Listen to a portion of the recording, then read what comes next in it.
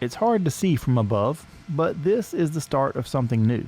Connor Popek is planting rice near Gaydon, and with rice fields dry, Popek is full steam ahead. If you can get most of your cropping in March, that's especially dry, that's a blessing for sure. A lot of times your earlier planted rice does better, and it allows us to have the opportunity to have a second crop or a ratoon crop. That ratoon crop is an important factor for rice farmers who have been up against some extremely tight margins in the past few years. Connor has been farming rice and crawfish for 5 years now and has seen the impact of rising input costs. My first couple years farming, I could put in a crop at $650 an acre. This year it's going to be $800 to, last year included, $800 to $850 an acre. Just with, like we were talking earlier, $1,000 urea last year. It has come down, but I think it's $550 roughly.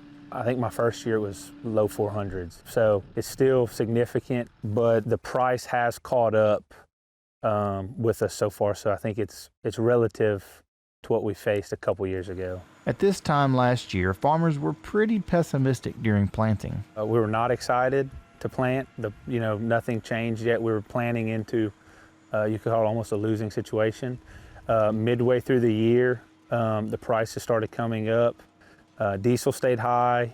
Obviously all our inputs stayed high, but the rice price did match to where, as far as beginning of the year, we were praying that it would get to that level to where we had an opportunity to, to make a living.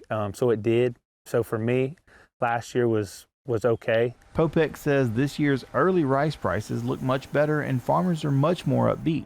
So much so that some farmers are pulling the plug on crawfish fields to free up more acres for rice. We planted last year going into, I think rice was at like $22 a barrel, where this year they already have bids at 30 plus, which is where it needs to be for these inputs. Crawfish production this year has started out very, very slow.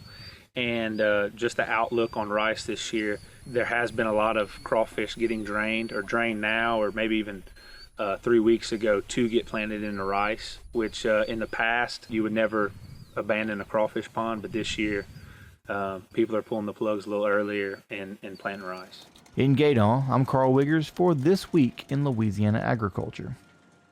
Popek says he's optimistic about the weather this spring that has been great for planting rice. We want to wish all of our farmers planting this year's crop a safe and smooth spring for planting and a bountiful harvest later this year.